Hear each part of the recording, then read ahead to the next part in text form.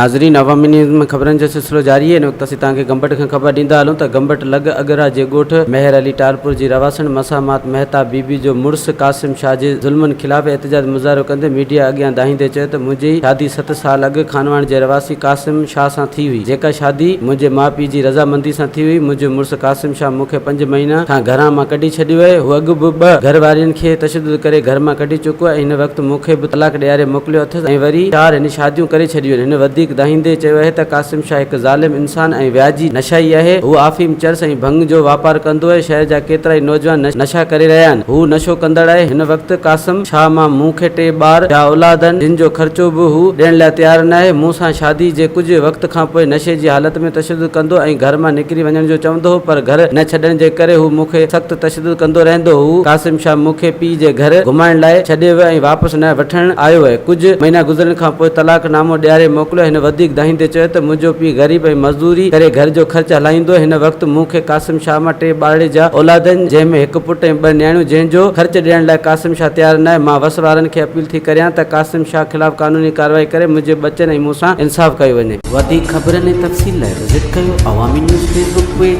YouTube page ऐं अवामी news